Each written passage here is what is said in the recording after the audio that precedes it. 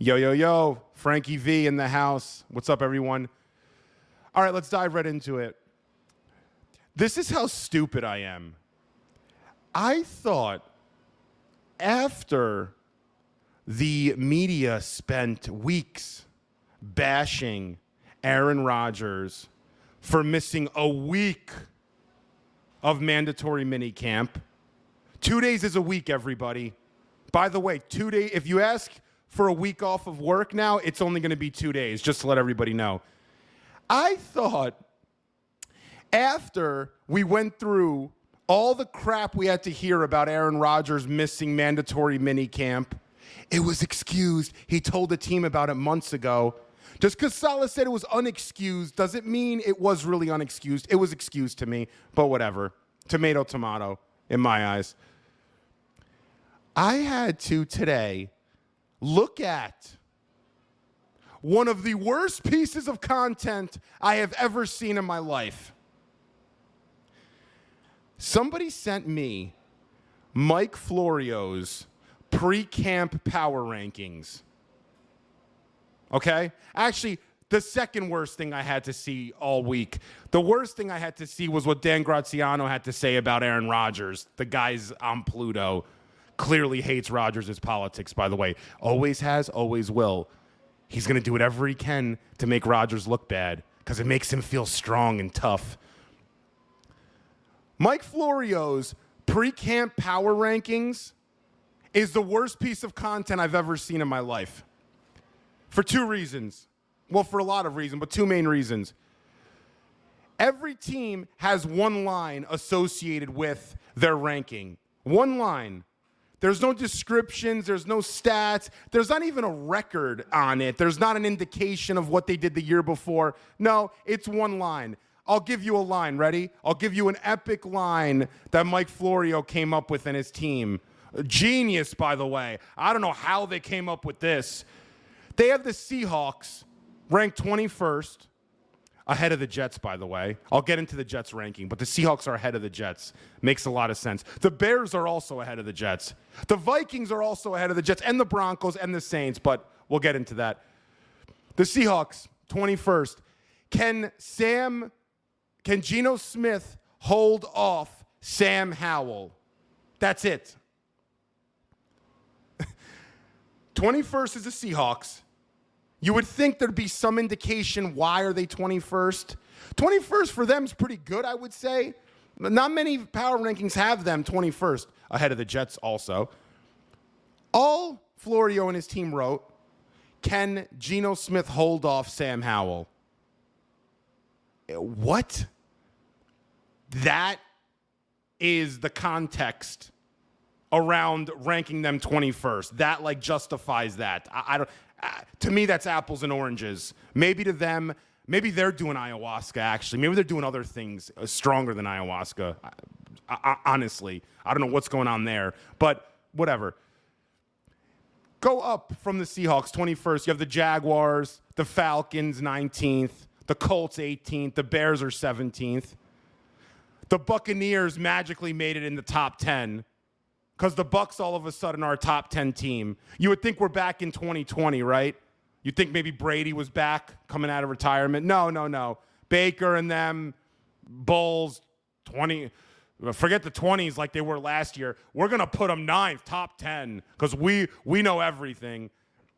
The Packers are 6th magically. Whatever. The Jets. The same Jets that Mike Clay ranked having the best roster in football. First. You know what else is first or was first? The Jets defense last year was first. You know who wasn't on the Jets last year because he got hurt? Aaron Rodgers, a top 10 quarterback all time, coming back, getting him some help with Tyron Smith. Having AVT come back. Tippmann's another year in, making all rookie teams. This Jets offensive line, by the way, I saw something earlier, I forget where. They were ranked as the most talented offensive line in the NFL. Number one, 3.8 out of 4.0, they were ranked. I forgot where. You would think, I don't know. I mean, Vegas has us 7th, 8th in the best odds to win the Super Bowl. I don't know. You would think 15th, maybe 18th, the lowest. I mean, if you're 18th on this ranking, the Bears and the Steelers are in front of you. The Steelers all of a sudden are top 15 team, by the way, because they got Russell Wilson. And Najee Harris, who can barely move, is going to magically, take deer antler spray or something and become, Jamal Lewis or something. But you go down and down and down. The Saints are 24th. I still haven't hit the Jets yet. The Saints? The Aints? With maybe the worst coach in football. I think worse than Saleh, Dennis Allen, who will be out of there this year. This is last year. He will not be the Saints coach next year. The Jets are 25th. 25th. The Raiders are 26th.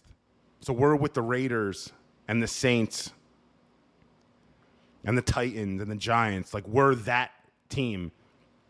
The same team that was ranked with having the best roster by someone who actually uses analytics, Mike Clay, and actually deep dives into the roster components and the schemes.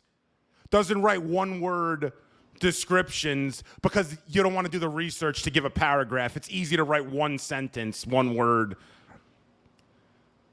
It's the Vikings. The Viking sentence, the epic thing Mike Florio and his team came up with for the Vikings was, will they be better or worse without Kirk Cousins? That justifies ranking them 23rd? Like, this is the worst piece of content I've ever read in my life. And I'm not Mr. Content. I've had very bad things that I've wrote. Not bad things, like just dumb things that weren't good, not properly organized. This is just dirt. This is straight dirt, this entire thing. The Jets, the one thing I will say about the Jets, he did write the one thing that could completely derail their season. They're counting, he writes, on way too many injured veterans to stay healthy. Agreed. I agree with that. That's the best thing he wrote in this, on the worst ranking on this list by far. The Jets have a top 10 team this year, whether you like it or not. And I'm not fanboying. I'm not a fanboy. I'm keeping it real. Why? I'll give you stats. Number 1 defense last year, based on PFF. Let's say they're top 5. One of the best corners in the game. We got Hassan Reddick, one of the best linebacking crew in the game, especially up the middle. One of the best D tackles in the game. Now, on offense, we bring in one of the best quarterbacks the game's ever seen. One of the best running backs in the game. One of the best wide receivers in the game. Left tackles, right guard. But no, we're 25th with the Saints ahead of us.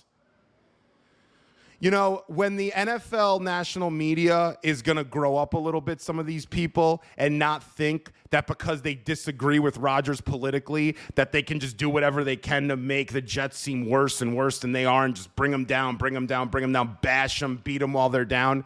I'm telling you all this right now. I freaking love it. I love this.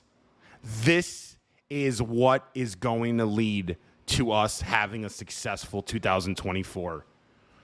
When you get clowned on over and over and over again, this Graziano, Florio, Nick Wright, Colin, blah, blah, blah, blah, blah, blah, blah, the pompous jerks will take the final L. I'm telling you, it's a life thing. The pompous jerks take the final L's. They're not always right. You don't just bark and yell and nobody else missed mandatory minicamp but this guy. This guy's never been able to lead anything. Blah, blah, blah, blah, blah. Oh, yeah. We know you don't like his COVID stance. Why don't you just say it? Why don't you go to one of his rallies and debate him? Or why don't you have a debate with him on YouTube like every other channel is doing these days? But no, let's have our personal gripes with people affect our professional job. That's what's going on. The personal gripe is affecting how you conduct your profession in how you're ranking and doing things. But that's it with the Jets. I'm going to go into the Knicks right now. It's freaking hot in this studio. Holy crap.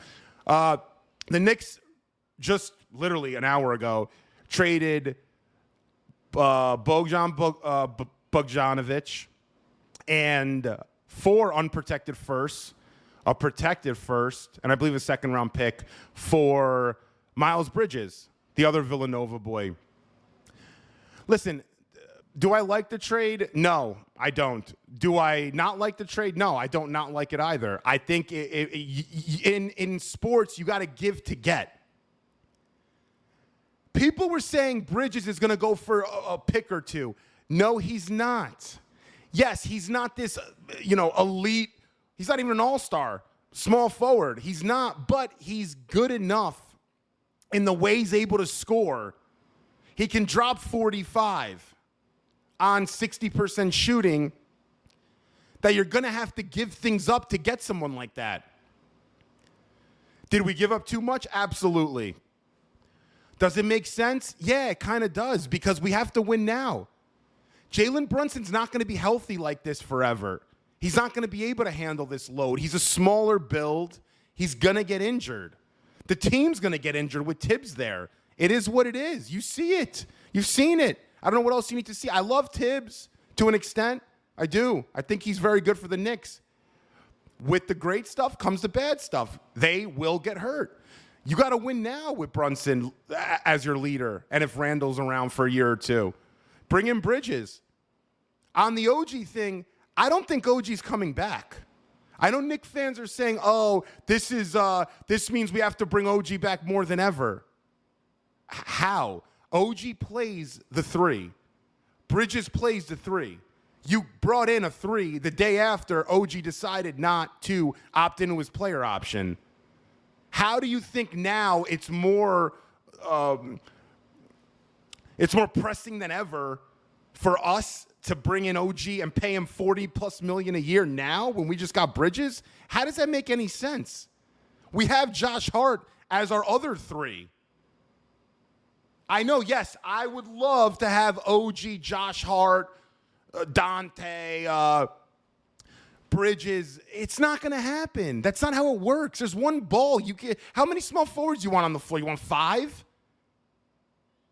I'm fine with it. You got to give to get. You can't just get.